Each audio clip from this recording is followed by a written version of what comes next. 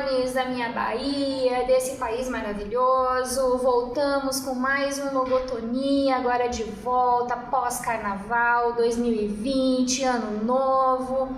Todo mundo tranquilo, todo mundo sereno, pós-festa. E todo mundo preparado também para voltar para militância. É isso aí, porque a gente não pode deixar a peteca cair. E nesse primeiro programa aqui, nosso, de 2020, nada mais justo do que começar com Isaac Asimov, ou Isaac Asimov, enfim, né? Por que nós vamos falar sobre o Asimov hoje? Porque 2020 é o ano do centenário do nascimento do Isaac Asimov. Então, nós hoje estamos aqui para conversar um pouquinho sobre a obra dele de uma forma geral, mas focando no livro Eu, Robô, que virou filme e alguns podem conhecer essa obra apenas pelo filme, né? Hoje nós vamos conversar de uma forma mais tranquila, né? Nesse ritmo ainda de pós-carnaval. Hoje é pré-sexta-feira, amanhã é sexta-feira, nós ainda vamos ter aí um final de semana de relax antes de realmente começar o ano em muitos lugares. Mas aqui nós já começamos. E agora então, com quem está aqui? Soem os tambores. Nós estamos aqui com o professor Márcio Carvalho. Bom dia, Márcio. Bom dia, gripado. Mas vamos falar sobre Asimov hoje mesmo assim, né? Porque vale a pena. Perfeito. E também estamos aqui, soem os tambores, rufem os tambores, com o professor Guilherme. Vamos aí, Guilherme Fóscolo, dá um up pro pessoal. Com delay. E aí, galera, beleza? E com apoio técnico aqui do nosso querido Saulo, que tá ali quietinho no cantinho, que vai ouvir um pouquinho sobre Asimov também. E se quiser falar, fica à vontade. Então, Eu, Robô. Bom, mas antes de falar do Eu, Robô, vamos falar um pouquinho sobre o Isaac Asimov, né? Uma breve biografia dele, by Wikipedia. Aliás, quero chamar aqui todos os nossos logotones que acompanham, né, que usam a Wikipedia, como é um trabalho de financiamento coletivo. Quem tiver um tempinho, dá uma olhadinha lá como é que funciona, vamos apoiar o pessoal, porque é um trabalho muito bacana, né, assim como os softwares open, né. Eu acho que é bom a gente também valorizar o trabalho do pessoal que desenvolve, que trabalha com essas novas tecnologias aí para facilitar a nossa vida. Quem puder contribuir lá com o trabalho dos editores, enfim, de todo o pessoal da Wikipedia, será muito bem-vindo. Olha eu fazendo o meu chão aqui, eu não tô ganhando nada, viu, pessoal? É só de coração mesmo, porque eu acho muito bacana o trabalho do pessoal que, trabalha e constrói, né, põe no ar essas informações para nós aí. Então, Isaac Asimov, ele é um russo. Na verdade, ele é estadunidense de origem russa, nasceu na Rússia em 2 de janeiro de 1920. Foi um escritor bioquímico americano e autor de obras de ficção científicas, conhecido como um dos 3 grandes, junto com Robert Heinlein e Arthur C. Clarke. Além, né, do livro Eu, Robô, que na verdade é uma compilação de contos publicados separadamente, né? Foi editado, foi compilado e publicado junto em 1950. É isso, professor Márcio, por favor, me corrija se eu estiver equivocada. Eu sou péssima com datas, assim como eu sou péssima com nomes, né? Então, o que eu ia falar? Me esqueci. Parece que a primeira história foi de 42, no que chama Runaround. Não sei como é que eles traduziram, mas que consta nesse livro também. Brincadeira de pegar, na versão que você passou para nós. Isso.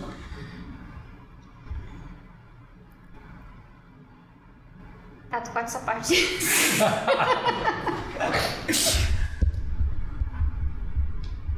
Nossa, mais pra cima ainda. Eu tenho que falar exatamente aqui? Não, Tá. Peraí. Tá, pode deixar que eu me viro aqui. Certo. Então, vou fazer de novo essa parte aqui da biografia dele.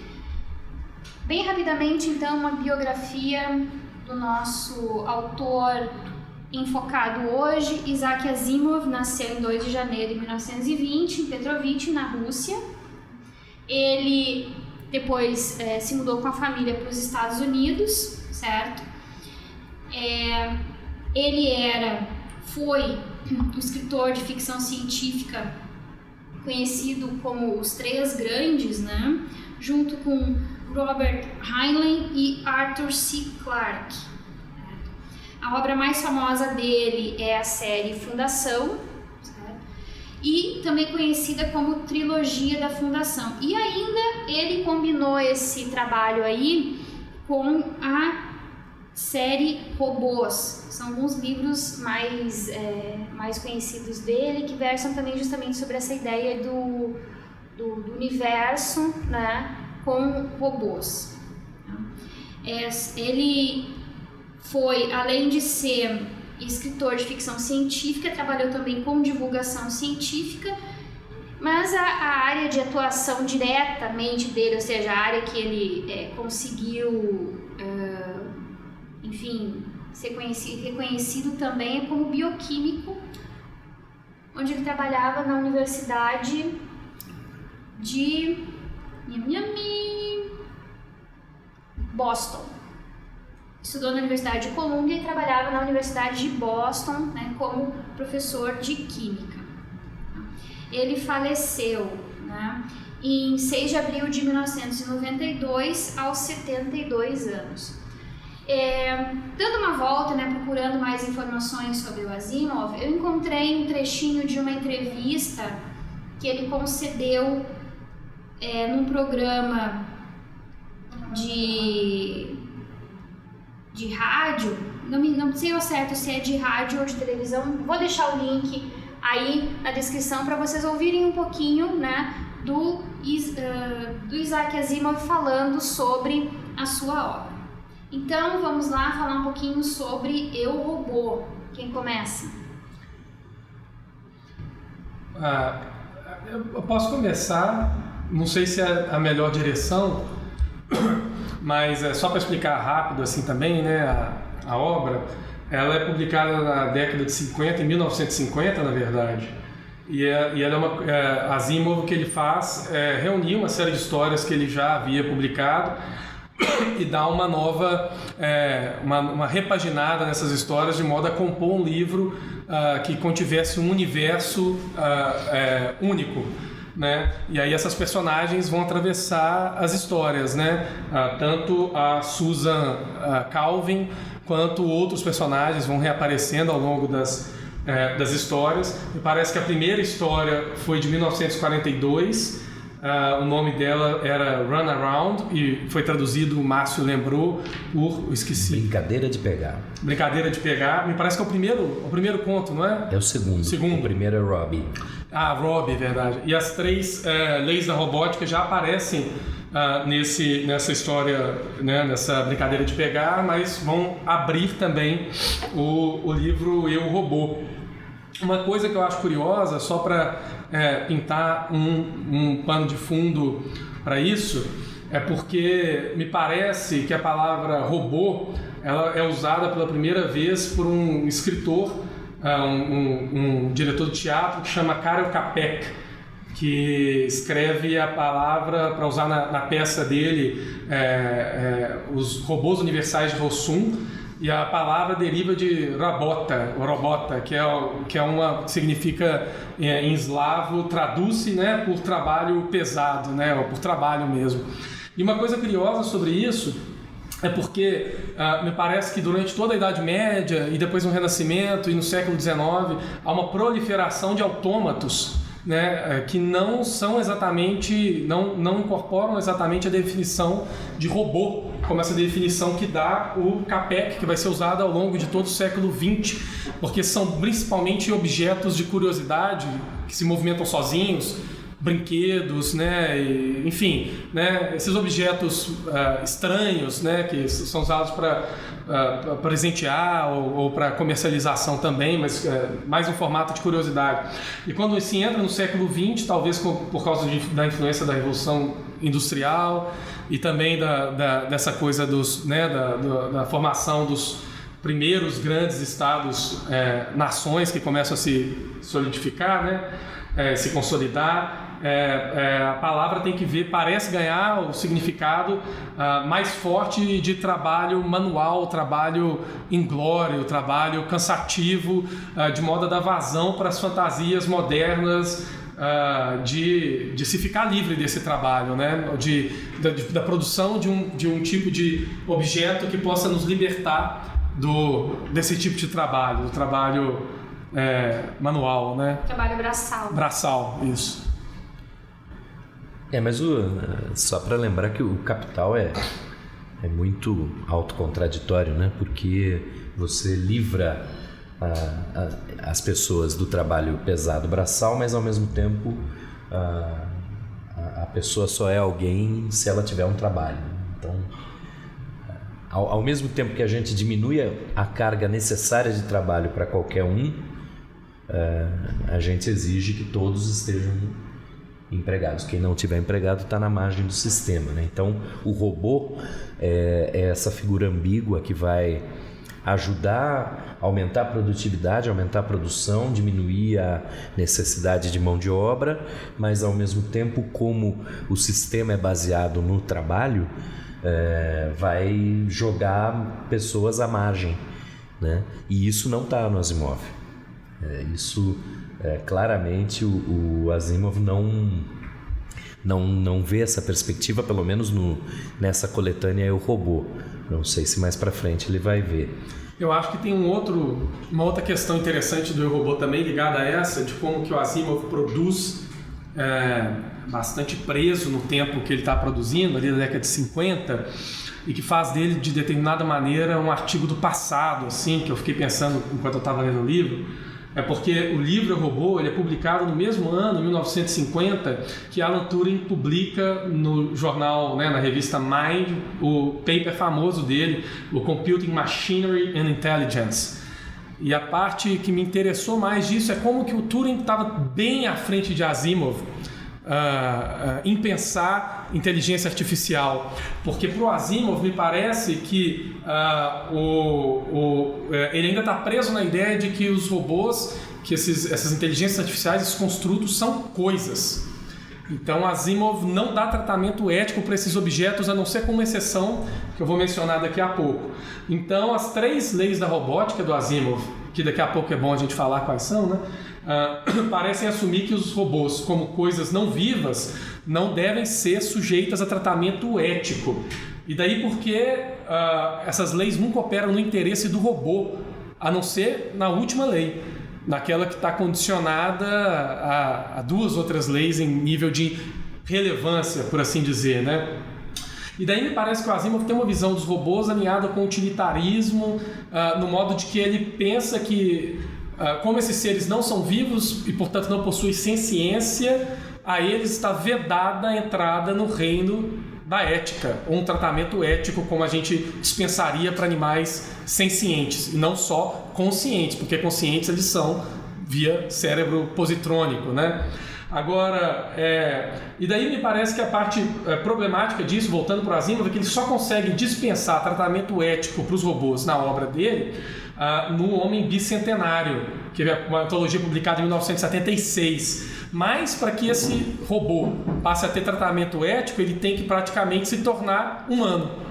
Então, para o Asimov é uma questão biológica ali, né, utilitária, ciência utilitária, né? É um pouco diferente na visão do Turing, porque na visão do Turing, no teste de Turing, né, só para recapitular, né, o Turing ele vai dizer que nesse teste, qualquer máquina que possa se passar por humano, no teste duplo cego dele, né, onde o humano não tenha contato com e nem nenhuma dica de com quem que ele está conversando, ele já deve ser tratado eticamente como qualquer outro humano, né? Então o teste de Turing não está tão preocupado com a questão biológica e nem com a questão da alma, mas com a questão de que se parece humano já deve ser dispensado um tratamento ético humano. Essa criatura já teria, entre aspas, uma mente. E, né, você não está tão preocupado com a capa, por assim dizer, e nem com a essência, mas com aquilo que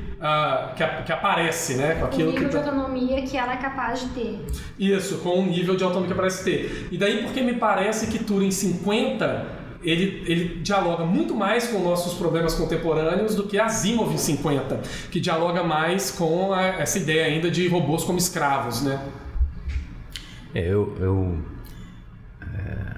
só acho até complicado a gente comparar o Asimov com o Turing. O Turing estava muito à frente. A perda de Turing é uma perda para a humanidade, não é uma perda individual. Um cara daquele morrer aos 40 anos é uma perda para o mundo. Ele estava muito à frente. Nesse artigo que você citou, Computing Machines and... Computing Machinery and Intelligence. Computing Machine Intelligence. Ele saiu na revista Mind.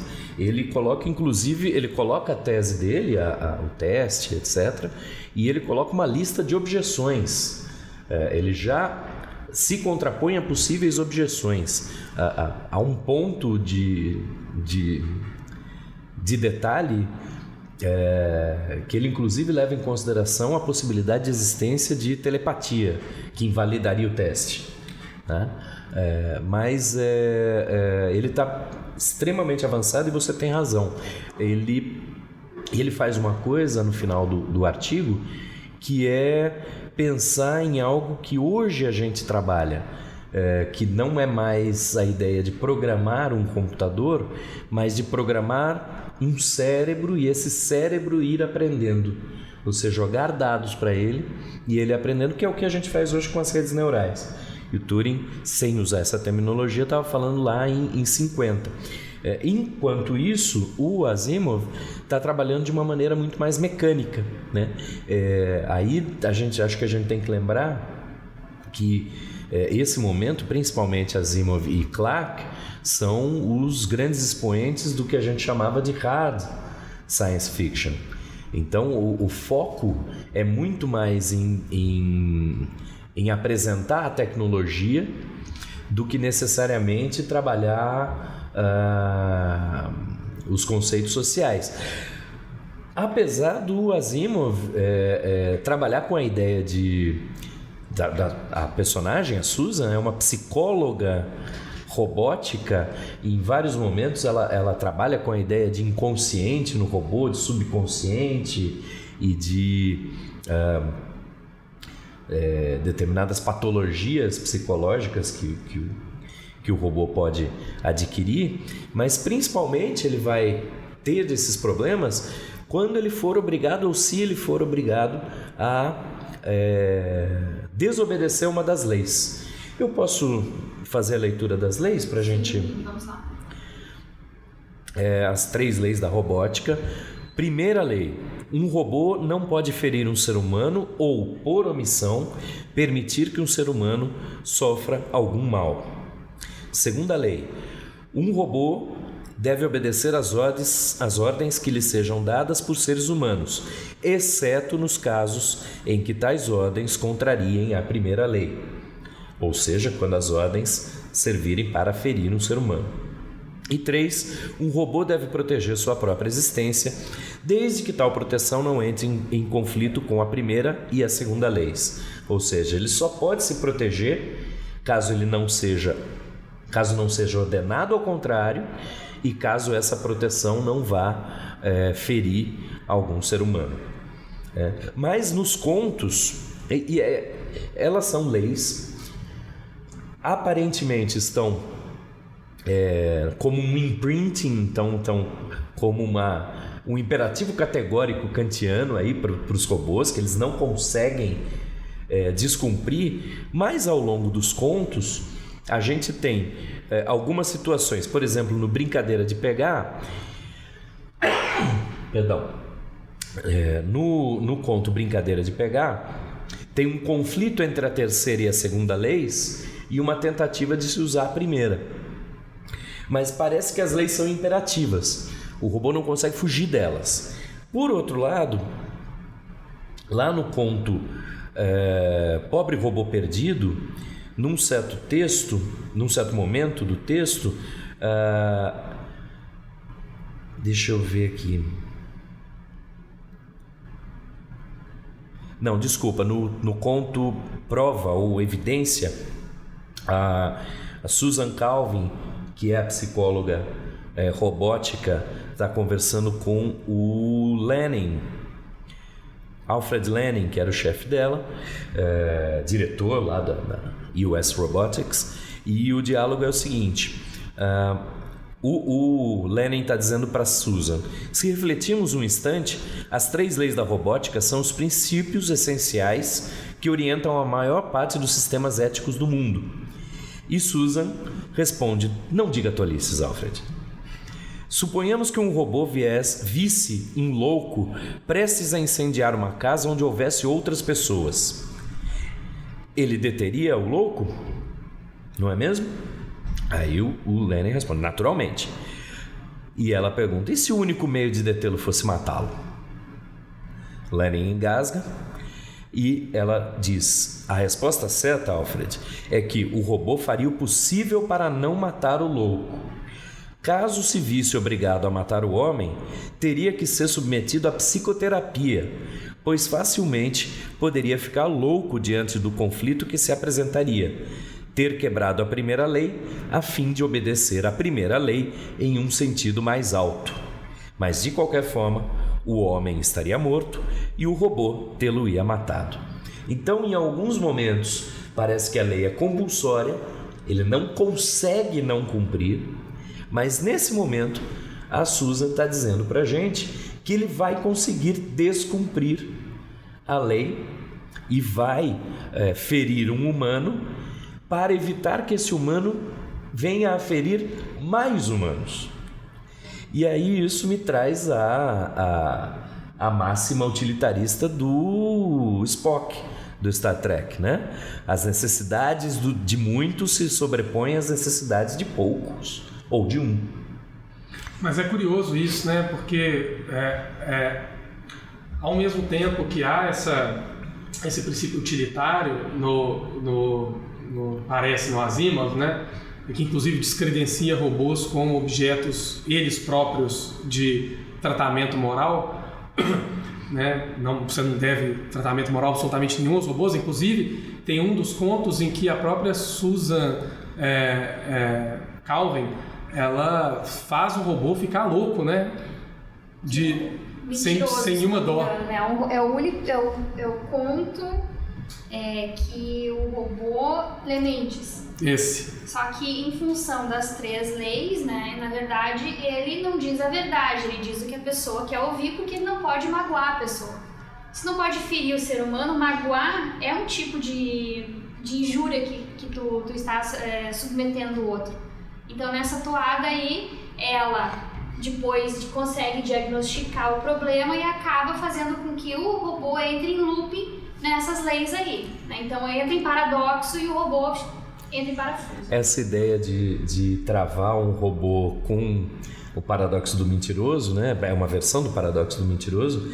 Eu não sei de quem foi a primeira versão. A mais antiga que eu encontrei é essa do Asimov, mas isso lá no Doctor Who é feito também, se eu não me engano, com um Dalek. E no Star Trek, a série original lá de 66 e 68, tem uma situação em que também o Kirk joga um paradoxo do mentiroso para um robô e o robô fica: não, isso aqui é verdade, então é mentira, isso é mentira, então é verdade então é mentira. E entra em loop, que é a mesma estratégia usada aqui. E nos demais contos também, né, dá para entender que essas 3 leis elas são colocadas à prova no sentido de, ok, como que o robô pode agir se acontecer tal situação e uma dessas leis estiver em xeque? Como é que ele vai agir? E o segundo conto, né, seguindo a ordem de publicação no livro Eu, Robô, que é a brincadeira de pegar, que é esse que vocês estavam se referindo aí, os robôs, eles simplesmente param de funcionar. O robô para de funcionar porque entra em conflito a segunda e a terceira leis, né? Então é muito curioso essa coisa de como que eles vão agir tendo essa baliza, né? E voltando um pouquinho no que tu tinha falado ali, Guilherme, a respeito do tratamento ético, uma coisa que me chamou bastante atenção é o tratamento, a forma como ele trata os robôs. Por mais que eles sejam designados por uma sigla e um número, eles acabam tendo um apelido. É o Robbie, é o Nestor, que é o outro Speed. Que é o QT, que é Cute. É o Cute. O RB, que é o Herbie. Exatamente. Então, como é que a gente pode ler isso? Como uma tentativa de minimizar o ser máquina ou de tornar a máquina mais próxima do ser humano por tentar uma aproximação afetiva. Mas nas histórias, parece que, nessas histórias pelo menos, nenhum deles tem nenhum tipo de recuo moral ou de crise moral em tratar um robô como um objeto. E lembrando que até mesmo para o Asimov, no texto, o cérebro positrônico é tipo a coisa mais absurdamente complexa já feita pela humanidade. É um cérebro de fato, de modo que nem os humanos entendem direito o grau de complexidade daquele cérebro. Quando você tem uma especialista em psicologia robótica, como a Susan Calvin, é quase em homologia à psicologia humana, porque é uma complexidade que não é só mecânica, né? E que acaba transformando, no final das contas, o livro Eu, Robô num ensaio de casuística, né? Que é uma tentativa do Asimov de examinar em várias situações específicas que ocorrem à luz de 3 regras gerais que ele pré-estabelece, né? À luz desse eixo, né? Por assim dizer, axiológico que ele estabelece. Agora, a parte curiosa disso é que o eixo é profundamente kantiano, né? No seguinte sentido, né? Parece que de determinada maneira aquilo que se exige de um robô é que se comporte de acordo com quase a máxima kantiana, embora que haja de tal forma que a sua ação possa ser considerada máxima universal, mas que funcione em Kant, mas não pode funcionar nos robôs. E não pode funcionar nos robôs porque, óbvio, para o Asimov, os robôs são coisas. Então daí você precisa de estabelecer essas regras, né? Estabelecer exatamente essas normas, o que o robô deve fazer em 3 eixos, né?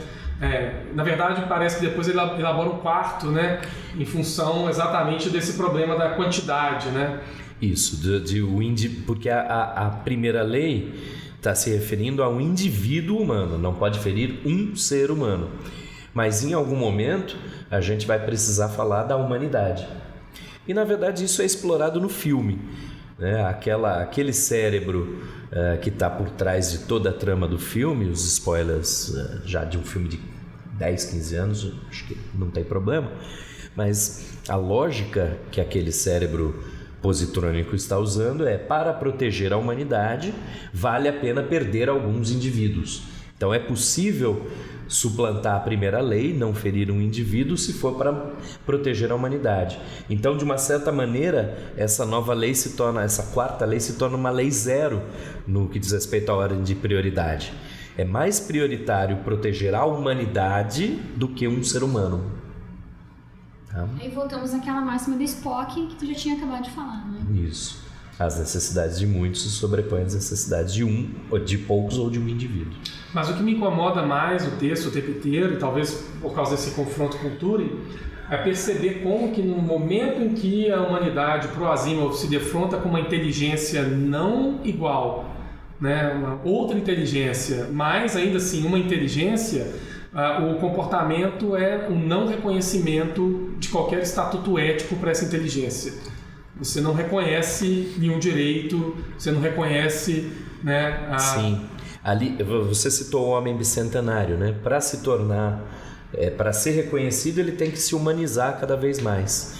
né? E tem alguma coisa, um elemento aqui no penúltimo conto, no Prova, em que o personagem principal, Stephen Birley, é alguém que fica o tempo todo ambíguo se ele é um humano ou um robô, né?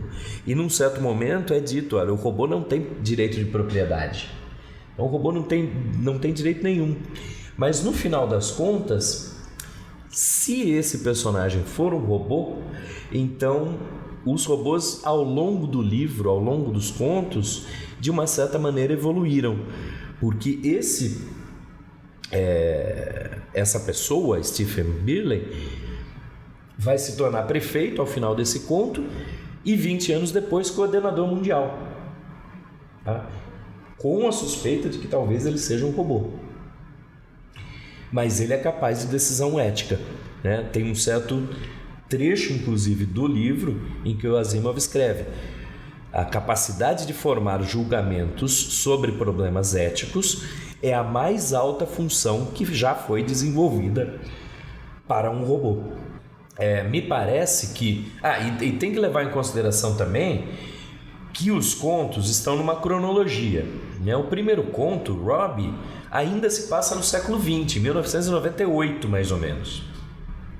Os contos finais, o Prova é em 2032 e o Conflito Evitável é por volta de 2052. Então, com o passar desse tempo, foram mudando as situações, tanto a situação política do planeta, como o desenvolvimento do cérebro positrônico. Tem um certo trecho em que ele fala que os primeiros cérebros positrônicos foram feitos pelos humanos e a partir de um certo momento os cérebros positrônicos desenvolveram novos cérebros positrônicos. É mais ou menos como no Matrix, Animatrix, Second Renaissance, em que os robôs começam a gerar robôs e fazem uma nação de robôs. É mais ou menos essa pegada. Então, por isso da complexidade do cérebro positrônico nesse momento. E aí talvez a gente esteja chegando num ponto em que o cérebro positrônico, o robô, é capaz de formar julgamentos a respeito de problemas éticos. Me parece, só para complementar o que você disse, Márcio, que inclusive o primeiro motor espacial nesse livro foi desenvolvido por inteligência artificial, não por humanos, né? É isso aí. Já, a partir de um certo ponto, a coisa fica exponencial porque os próprios robôs ou as próprias máquinas começam a desenvolver novas tecnologias para nós. No filme isso é explorado na forma de, olha, a inteligência artificial percebeu que a segurança do ser humano não pode ficar na mão do ser humano, porque ele é muito incompetente para isso. Agora, outra coisa curiosa que eu estou lembrando de um conto, onde é que existe o robô cartesiano, né? E que um dos argumentos dele para dizer que de maneira nenhuma ele poderia ter sido criado por humanos é que uma criatura menos desenvolvida não faz sentido que ela seja capaz de produzir uma criatura mais desenvolvida, né? E que, portanto, os humanos nunca poderiam ter criado... do conto Razão. O Cutie. Ele... E é interessante, é cartesiano mesmo, porque ele comecei pela única suposição que me senti autorizado a fazer. Existo porque penso. Mas até o sistema de deduções dele é chupinhado de Descartes, né? Tudo. Essa prova metafísica de que o mais complexo não pode derivar o mais, né, do menos complexo, ou do menos, né, o mais perfeito não pode derivar do menos perfeito, por assim dizer, né? Agora, essa questão da contradição das leis, né? Depois, lá em 2001, o HAL 9000 vai ser uma vítima disso também, né? Ele pelo menos na versão do Clarke. É sempre bom lembrar que o filme foi sendo escrito em conjunto por Kubrick e Clarke, e Clarke escreve um livro depois como uma visão do que aconteceu no que foi retratado no filme, né? Mas na versão do Clarke, o HAL começa a matar os tripulantes porque ele entra num conflito desse tipo. Ele é colocada uma missão para ele e ele é programado para não revelar a missão à tripulação. Então a solução que ele encontra para cumprir a missão e não falar para a tripulação, quando a tripulação começa a desconfiar, é se livrar da tripulação. Então é mais uma vez essa questão dos conflitos éticos que na verdade formam uma hierarquia, né, de ações possíveis.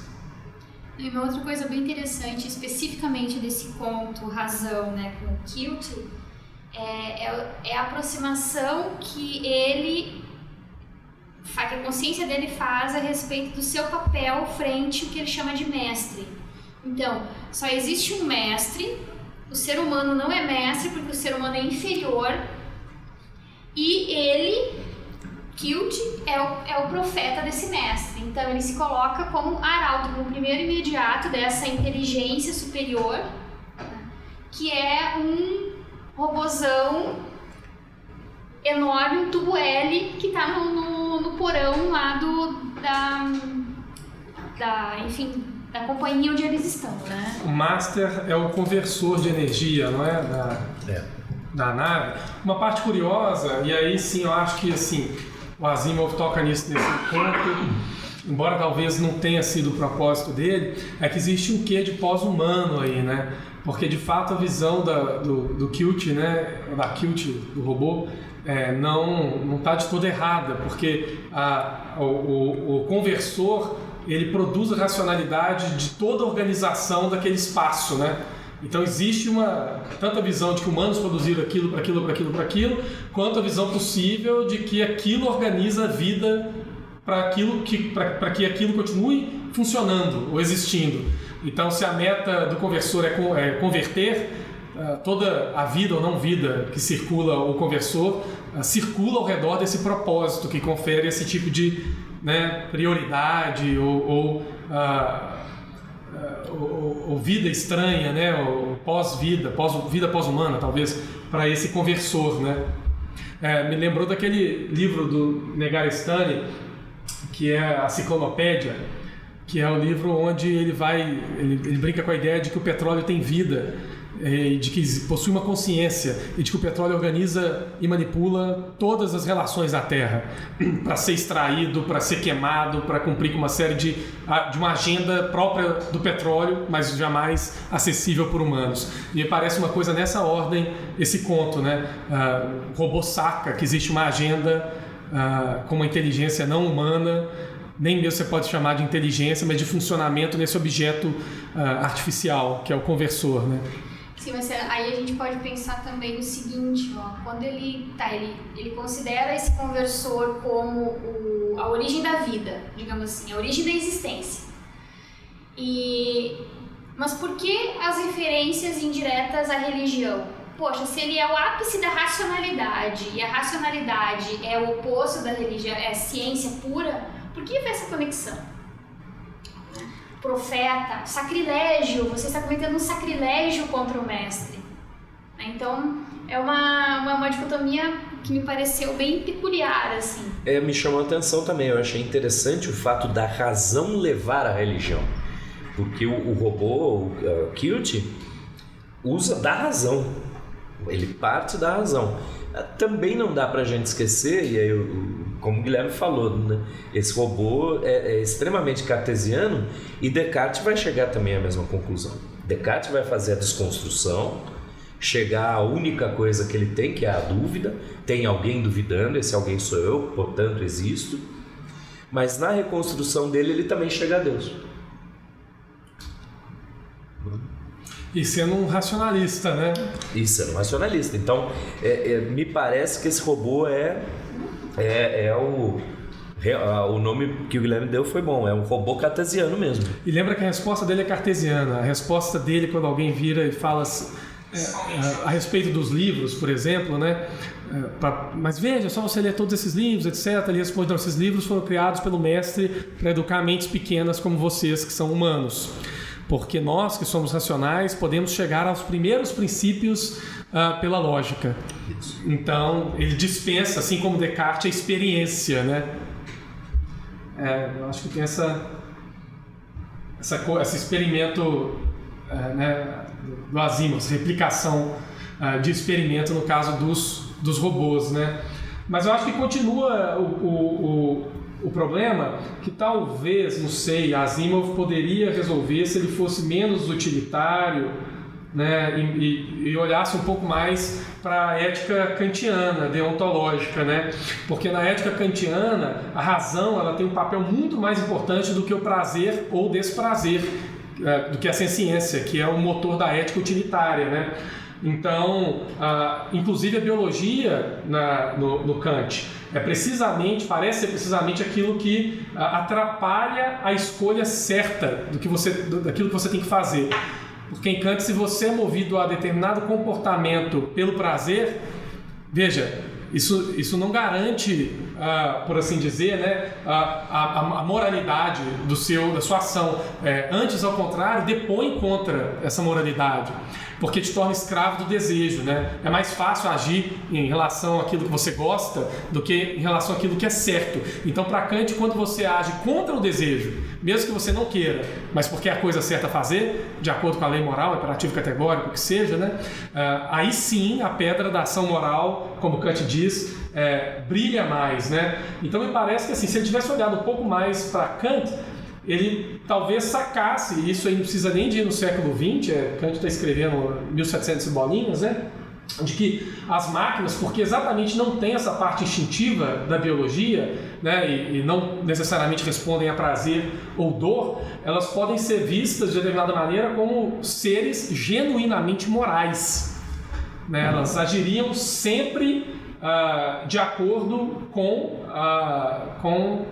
a máxima ou a lei moral, algo como uma lei moral, né, independentemente do desejo que elas não teriam, né, como aspecto biológico nesse sentido, né? Então me parece assim que não sei, que o caminho para uma visão um pouco mais talvez contemporânea como a de Turing a respeito da inteligência artificial esteja mais em Kant do que no utilitarismo, né?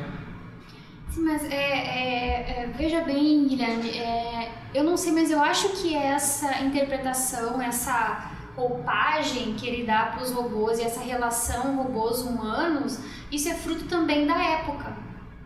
Quando é que tu falou que foi a data de publicação do primeiro conto, 1942? 42. Veja, a gente está saindo da Segunda Guerra Mundial, né? Tá no meio. Tá no meio, isso, no meio da Segunda Guerra Mundial.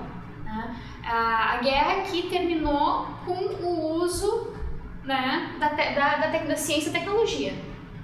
Então, eu acho que talvez esse momento peculiar aí tenha tido influência na forma como ele construiu os personagens. Eu não sei a respeito da série Robôs. A série Robôs eu acho que é posterior, né? O livro, você está falando? Robôs, né? O livro é publicado em 1950. O Eu, Robô. Tá, o Eu, Robô, mas a série Robôs... Também 50. Essa série de contos, né? Sonho de Robôs, né? Robôs da Alvorada, Robôs do Império, Visões de Robô. Isso é publicado posteriormente. Posteriormente, né? Eu acho que o mais tardio é o Homem Bicentenário, de 74, mas todos estão ali, né? Na década, eu acho, caminhar na década de 50, né? O Homem Bicentenário está aqui em 1976. Sim. Aí tem Robot Visions, 1990, Robot Dreams, 1986. Veja, há um tempo, há uma faixa de evolução tecnológica intensa que diferencia muito a década de 50 da final da década de 70, da década de 80, né? Então, eu acho que talvez essa pegada tanto do trato humano com relação aos robôs e tanto da construção dos robôs nesses contos em particular é muito fruto de uma época. Aquilo até antes de gravarmos aqui, eu e o Márcio estávamos conversando a respeito da forma como a narrativa ela é mais direta, né? As reações humanas, seu pedaço de lata, né? Dos trabalhadores ali, dos técnicos que deveriam ser as pessoas, né, com maior cariz cognitivo, né, se referiam aos robôs como seu pedaço de lata, né? Uma outra sequência ali. Aquele monstro mecânico, se aquele miserável tivesse um pescoço. Então, é muito fruto de uma época e também de onde foi publicado, né? A literatura pulp, naquele momento, estava 1000 por hora. As revistas de ficção científica, vejam, eram publicadas não em livros, em revistas. Então, era um nicho de produção literária que estava ainda muito incipiente, que estava, digamos assim, tentando se legitimar, tentando se firmar. E talvez essa forma que ele colocou, essa descrição muitas vezes rasa dos personagens humanos, também tem relação a isso. Porque, veja, depois da nome bicentenário já é uma outra discussão, já é uma coisa bem mais complexa. E por mais que o cérebro positrônico tenha esse nível de complexidade, desde o início ele seja pensado com esse nível de evolução tecnológica e técnica, né? É um caminho que ele vai percorrendo, é um caminho que ele vai evoluindo, né? No tratamento do elemento robô na literatura ficcional do Isaac Asimov. Mas eu acho que, assim, mesmo com essa ligação do século XX, essa é uma coisa que eu acho que, assim, que fica batendo, né? Essa suspeição do estatuto ético, não sei, de uma outra consciência, parece aparecer também na década de 50 com um cara que estava igualmente mergulhado nos fenômenos da Segunda Guerra e muito mais do que o Asimov, que é o Turing, né? Sim, mas veja, os dois veem esse problema por vieses diferentes. Embora eu enfim, posso estar falando uma grande bobagem aqui, mas o Asimov vai trabalhar nessa perspectiva, e claro, ele é cientista, né? Ele é um químico, ele sabe como funciona o pensamento científico, ele sabe como funciona a lógica.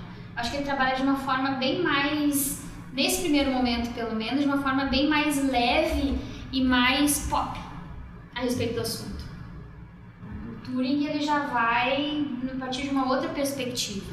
Claro, e eu queria chamar a atenção, a gente comentou antes da gravação, que é o seguinte, o Asimov ter esses personagens relativamente estereotipados, né? O engenheiro que é responsável pelos robôs e que fica bravo, essa monstruosidade de lata não vai me mandar fazer, né? É compreensível para a década de 50, e a gente tem hoje, no século XXI, ficções científicas que cometem atrocidades desse tipo sem desculpa. Eu lembro sempre do Prometheus, que em um certo momento é dito que a expedição custou $1 trilhão. Sim, a expedição, vocês gastaram tanto com a expedição que não sobrou dinheiro para a tripulação, né? Porque é o geólogo mais incompetente do universo que se perde ali na caverna, é o biólogo que vê um bichinho se mexer e vai pôr a mão. Quer dizer, o Ridley Scott fazer isso, cometer esse atentado agora no século XXI, é incompreensível. O Asimov está refletindo um espírito, né, um zeitgeist ali da década de 50, é absolutamente compreensível. E eu acho que a gente pode pensar em, ao longo do ano, fazer outros programas com o Asimov, porque eu tenho quase certeza que a gente vai perceber a evolução dos temas e da escrita ao longo do tempo. Nessa linha, só um comentário rápido a respeito da minha estranheza com o Asimov. Não reconhecimento de outra inteligência que não humana como uma inteligência digna, né, por assim dizer, que tenha dignidade no sentido kantiano, que tenha que tratar como possuindo valor em si. Seria isso, né? O ponto 2, não tem alienígenas na ficção do Asimov. Então a gente tem que lembrar que na fundação inteira não aparece alienígenas. Não há alienígenas, parece que o único habitante do sistema solar, do universo, não sei, é a espécie humana. Então, isso aí, assim, eu me lembro com absoluta certeza da série Fundação, mas eu li há muito tempo. Então, pode ser que algum outro conto do Asimov retrate alienígenas, não tenho certeza que eu não li tudo, mas a minha impressão inicial é de que no Asimov existe esse especismo no sentido exclusivo da consciência humana. A única criatura do universo. O que importa, mesmo ele desenvolvendo essa palavra, eu acho que é dele, né? Cérebro positrônico, esse conceito que seria de um cérebro de fato, né? Uma consciência de fato, né? Uma outra coisa, e aí eu queria perguntar para o Márcio, que saca mais isso, eu não sei se a Josi também é fã do Star Trek, saca do universo trekiano. Não pensei criticamente a respeito ainda. Gosto bastante de assistir, mas não no mesmo nível. Então vai para os dois, porque eu não sou um grande especialista nem nada, mas me parece que o Data do Star Trek, ele aparece por volta da década de 90 só ali, né? E ele tem um cérebro positrônico.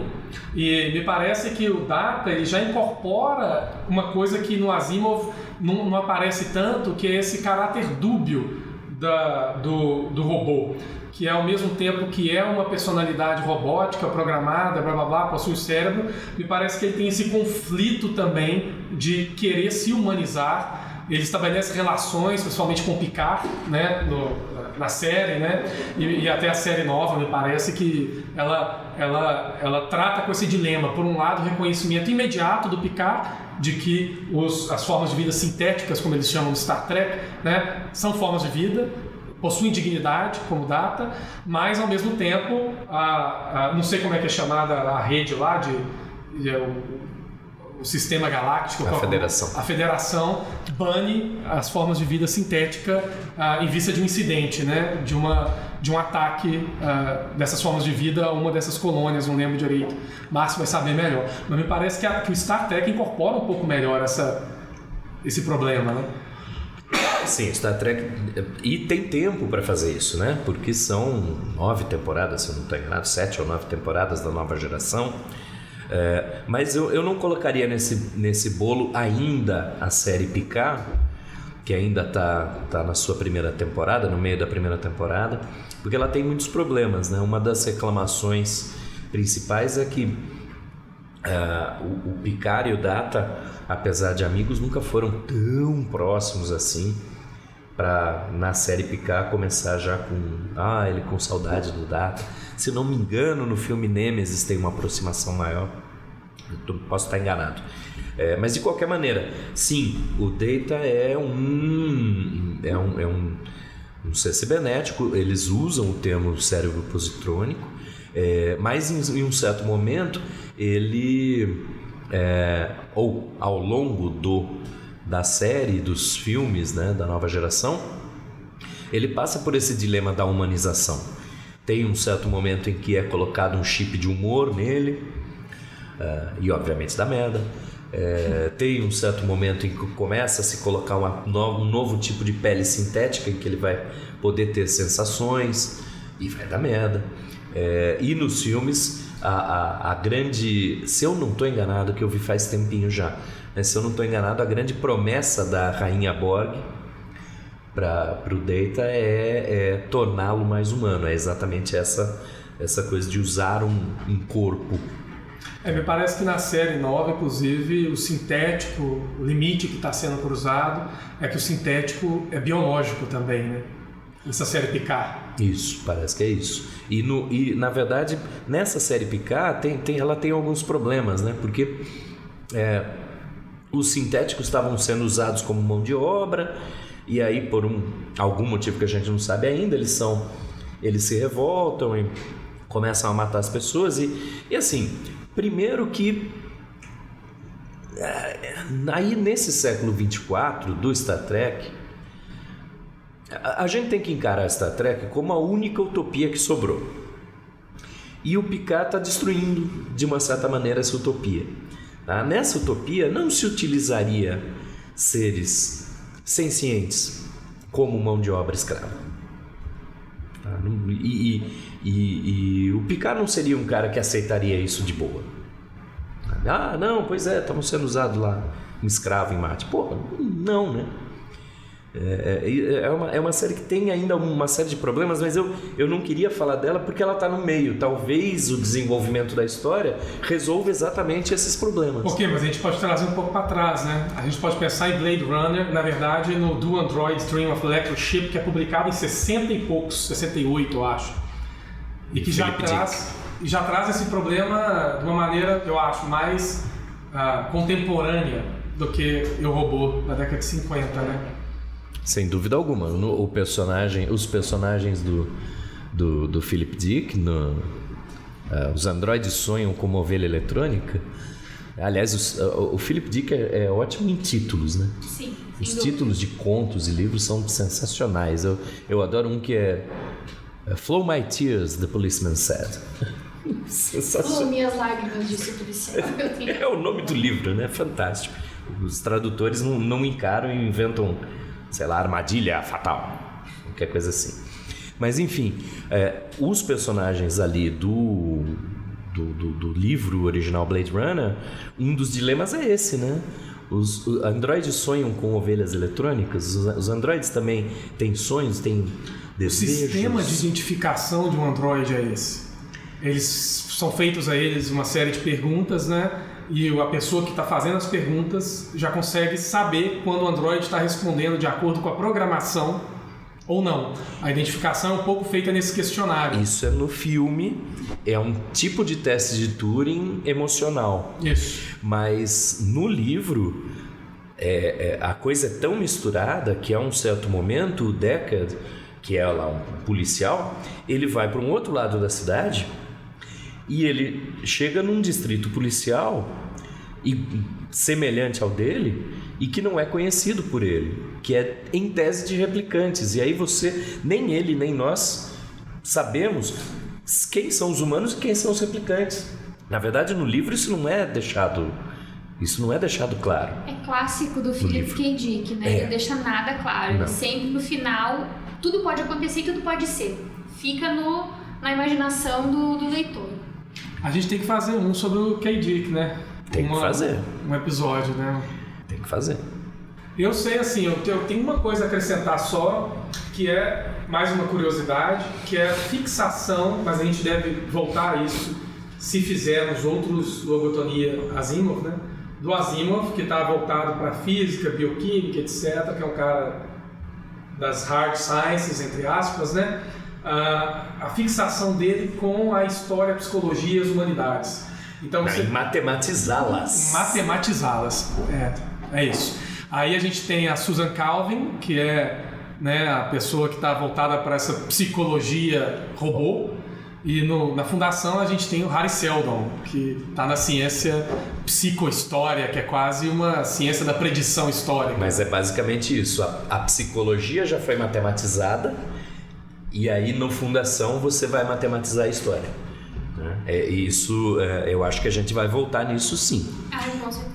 A gente vai voltar nisso sim, porque também é uma característica ali da hard sci-fi, né? Mas ao mesmo tempo me parece que o Asimov é o cara que extrapola isso, né? Só que lembre-se, a gente vai falar no Fundação, tem um elemento aleatório no Fundação, é o mulo, né? Que é impreditível nos modelos, mas acho que a gente vai falar isso lá na frente. E uma outra coisa que eu quero deixar plantada para a gente falar também é que é impossível Asimov pensar em psicohistória, né? Nessa coisa dele da história matematizada, né? Sem o materialismo histórico marxista, né? Apesar dele não ser, né? O Asimov não é, mas esse sonho, essa ambição surge bem antes ali, né? No século XIX, né? E por outro lado é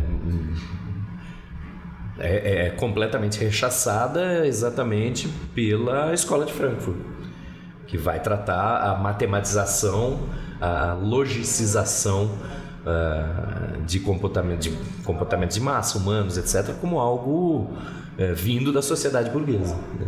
Isso é o que é interessantíssimo, porque hoje a gente está num mundo em que se fala em marxismo cultural da Escola de Frankfurt, que está Rapaz, essa conversa da fundação vai dar jogo, porque estou lembrando só aquele documentário que a gente comentou, por indicação, acho que do Márcio, Hipernormalização.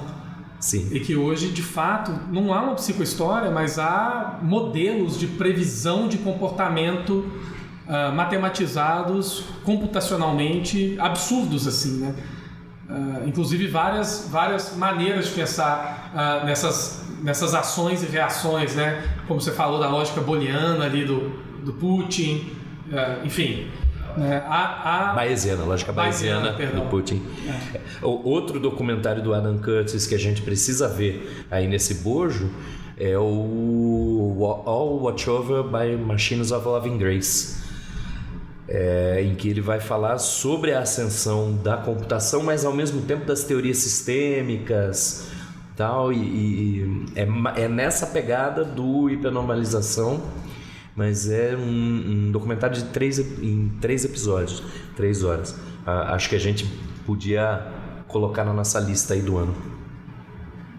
E vai misturar muito bem com a discussão que vai culminar no Fundação.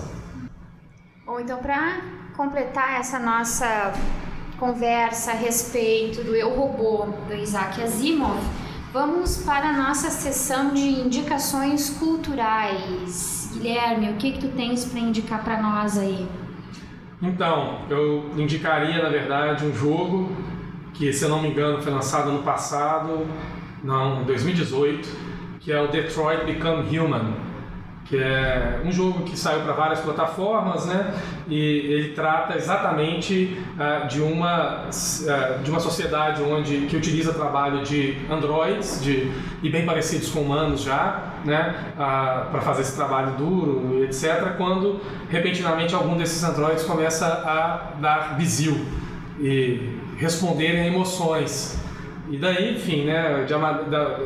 Dependendo da maneira como o jogador conduzir essas histórias, que são várias histórias, o jogo avança para uma revolução de androides ou para uma tentativa de pacificação com os humanos. Mas é um jogo que, enfim, incorpora bem essa discussão da utilização de inteligência artificial para trabalho e da possibilidade de direitos ou de reconhecimento de dignidade para esses androides. Né?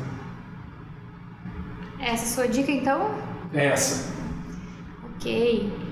Professor Márcio, qual a sua dica? A minha dica é mais um documentário do Adam Curtis, All Watch Over by Machines of Loving Grace, ou Tudo Vigiado por Máquinas de Adorável Graça. São 3 episódios, você encontra no Vimeo com legendas em português. E é uma história, na verdade, o Curtis é um construtor de narrativas, né? Ele é um documentarista, mas que constrói narrativas, e ele tem sempre aquelas ótimas imagens de arquivo que ele usa, né? Ele vai trabalhar, tentar entender, explicar a relação complexa entre homem e máquina.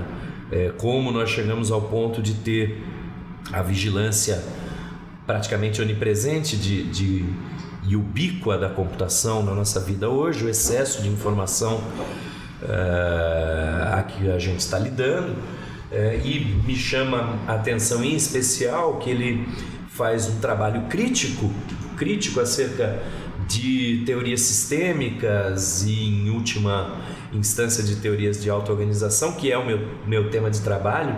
Então foi muito legal ver alguém se contrapondo a essas possibilidades num documentário tão bem feito. Tá?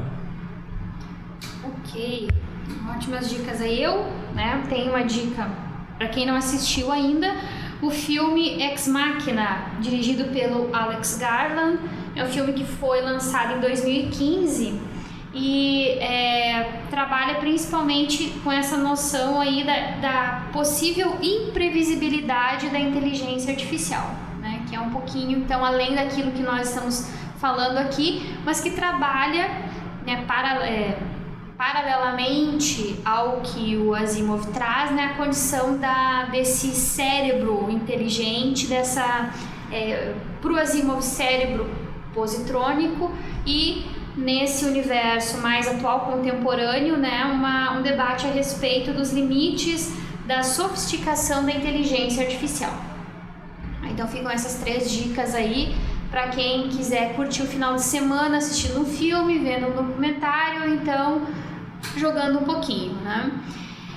Ok, meus logotons, finalizamos a nossa primeira edição do Logotonia de 2020. Gostaria de agradecer a presença do professor Márcio Carvalho e do professor Guilherme Foscolo, que conversaram aqui conosco a respeito do filme e também do livro, mas principalmente do livro Eu, Robô, já que o nosso tema de hoje, para estrear o Logotonia, foi Isaac Asimov, comemorando o centenário do nascimento do escritor. Agradeço também a presença do Saulo, nosso técnico aqui, que ficou o tempo todo aqui dando suporte para nós. Queridão, sem você o nosso Logotonia não existe. Chamo todos os nossos acompanhantes, né, os nossos seguidores, a nos acompanharem aí nas redes sociais, Twitter, Facebook, lá no Spotify, nas demais plataformas de streaming aí onde o Logotonia está hospedado. Agradeço os likes e seguimos então nas nossos próximos encontros aí. Provavelmente nós voltamos, provavelmente ou com certeza vamos voltar no Asimov, acho que com certeza, né? O pessoal quer dar um tchauzinho aí, Márcio, Guilherme? Hasta luego, galera. Tchau, valeu, galera.